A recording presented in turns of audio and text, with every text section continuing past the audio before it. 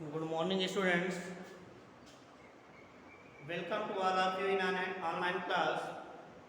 Students, as you know that from today means 14 June, your FA1 syllabus is going to start. So, all students pay attention on your study and do your work properly. Send every day because school from the school you have given 1 mark for everyday homework. So students pay attention for your homework and send it daily. Students, according to your syllabus, today is the class of literature class and today I will teach you first chapter from your book Honeysuckle. The chapter is English literature. Who did Patrick homework?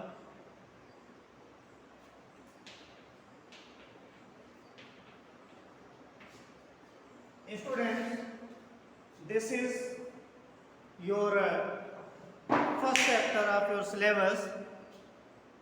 Today I will explain it and after that I will give you question answer related to this chapter. This chapter is written by Carol Moore.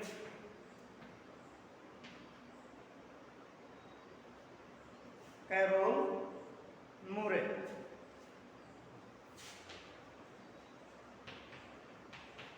A and B both section के लिए है. So students, I will explain this chapter.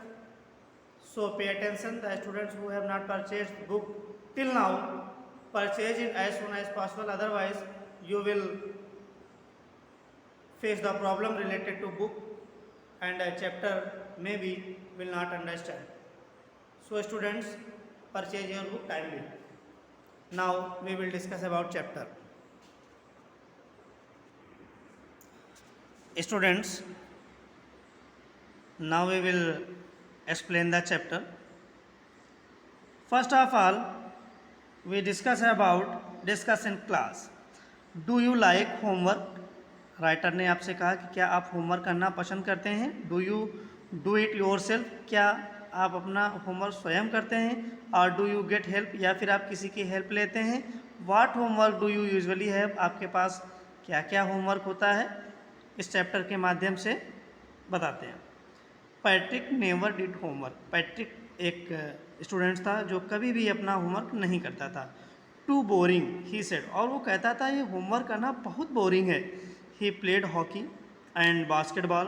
वो hockey खेलता था, basketball खेलता था, Nintendo खेलता. Nintendo means video game खेलता था. His teachers told him. Patrick, उसके टीचर्स बोलते थे पैट्रिक डू योर होमवर्क और don't you learn a thing.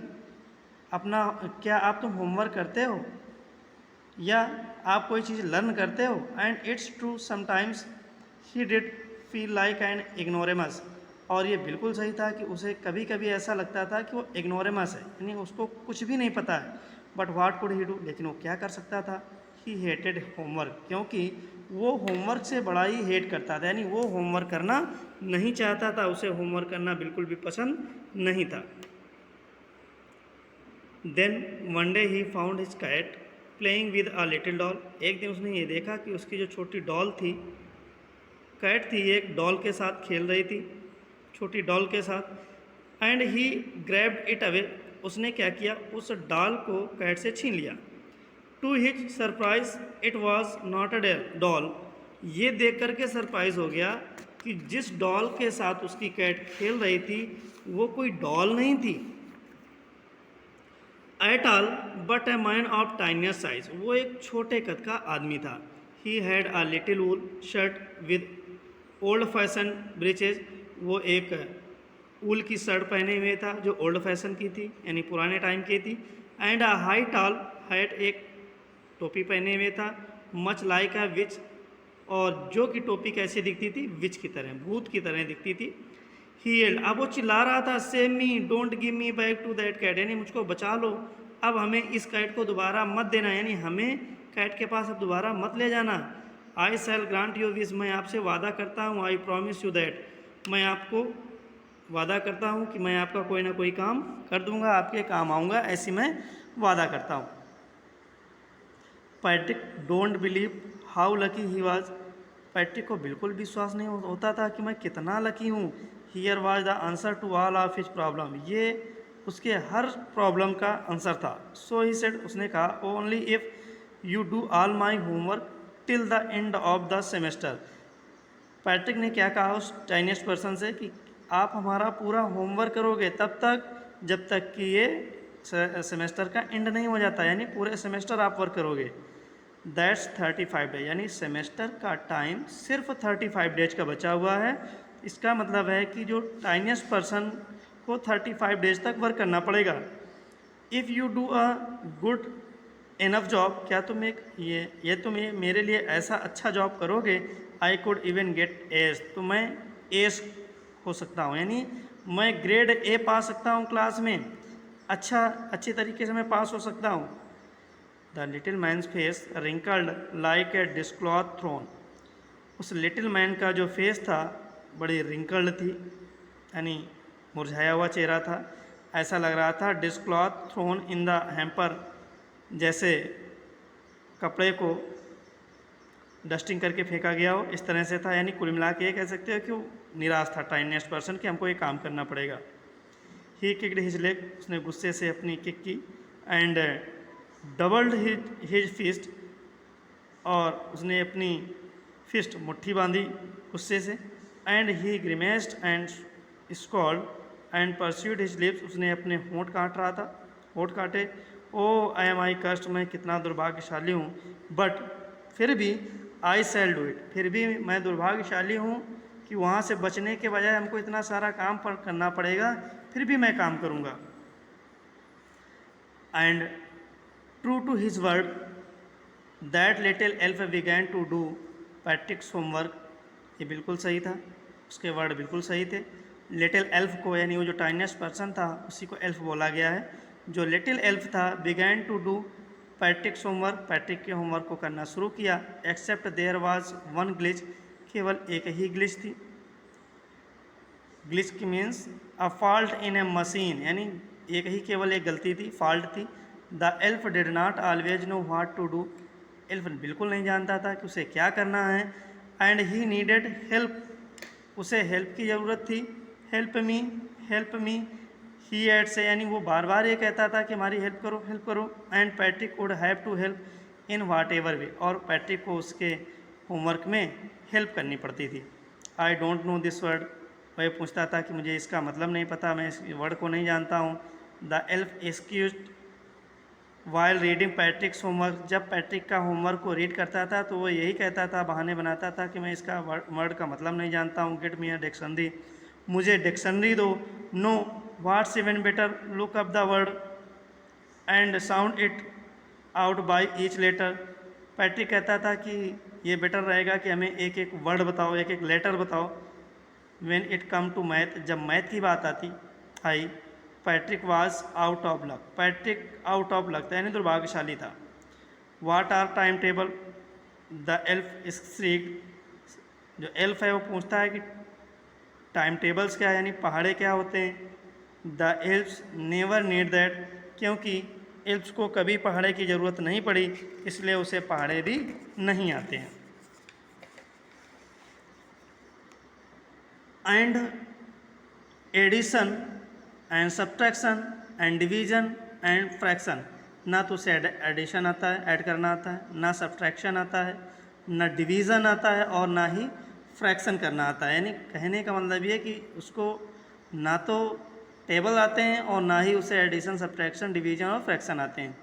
Here sit down beside me, और कहता है मेरे पास बैठ जाओ। You simply must guide me, आप हमें बताते रहेंगे। Else know nothing of human history, elfs जो था वो ह्यूमन हिस्ट्री के बारे में भी नहीं जानता था। To them it is a mystery, उसके लिए तो ये सारी चीज़ें मिस्ट्री जैसी थी, रहस्य जैसी थी। So the little elf already अ शाउटर, जो लिटिल एल्फ था वो पहले से चिल्ला रहा था। जस्ट गॉट लाउडर, अब और चिल्लाने लगा। Go to the library, library में जाओ। आई नीड बुक, मुझे बुक की ज़रूरत है। मोर एंड मोर बुक, ज़्यादा से ज़्यादा बुक्स की ज़रूरत है। And you can help me read them too, और हमें उन्हें रीड करने में भी हेल्प करो। As a matter of fact, जैसा कि मैटर था, every day in every way, that little elf was nag, जो